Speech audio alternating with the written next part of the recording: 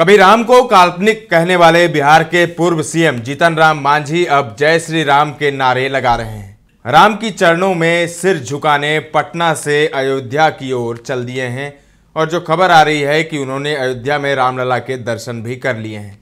कहा जा रहा है कि अब राम भरोसे ही उनकी चुनावी नैया है। जीतन राम मांझी का यह हृदय परिवर्तन एनडीए की ओर से लोकसभा के उम्मीदवार घोषित होने के बाद हुआ है। आपको याद होगा, विपक्ष में रहते हुए उन्होंने भगवान राम को लेकर खूब सवाल उठाए थे।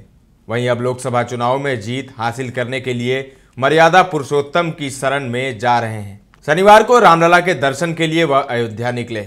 जीतन राम मांझी ने अपने आधिकारिक एक्स हैंडल पर पोस्ट कर लिखा, रामलला दर्शन के लिए निकल चुका हूं, अगली मुलाकात अयोध्या में होगी, जय श्री राम। इससे पहले भी एक सभा के दौरान उनका बदला मिजाज देखने को मिला था, जहां वो जय श्री राम के नारे लगा रहे थे। गया में वो सभा थी।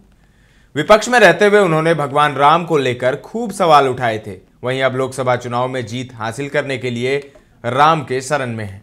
बीजेपी के साथ गठबंधन के बाद भगवान राम को लेकर जीतन राम मांझी का रुख बदल चुका है। यही वजह है कि लोकसभा चुनाव में एनडीए का उम्मीदवार बनाए जाने के बाद वह लगातार भगवान राम को लेकर नरम रुख अपनाए हुए हैं। 28 तारीख को पहले फेज के चुनाव के नामांकन का अंतिम दिन है। ऐसे में नॉमिनेशन से पहले वह अयोध्या जाकर रामलला के दर्शन कर रहे हैं, ताकि बीजेपी समर्थकों की नाराजगी को समाप्त किया जा सके। तो बीजेपी का जो वोट बैंक है वो भी चाहिए जीतन राम मांझी को, और इस वजह से रामलला के गुणगान कर रहे हैं। ये वही जीतन राम मांझी हैं जो एक समय रामलला को लेकर विवादित बयान दे रहे थे, उनके अस्तित्व पर सवाल उठा रहे थे, उन्हें काल्पनिक तक कह दिया था। लेकिन अब रामलला के दर्शन करने अयोध्या पहुंचे हैं, और सिर्फ अयोध्या में रामलला के दर्शन ही उन्होंने नहीं किए, बल्कि अब उनका रुख भी नरम होता जा रहा है। रामलला के बारे में वो बात कर रहे हैं, उनका जय जयकार कर रहे हैं। तो अब देखना बड़ा दिलचस्प होगा, देखने वाली बात होगी कि रामलला के भरोसे मांझी की नैया पार होती है या नहीं।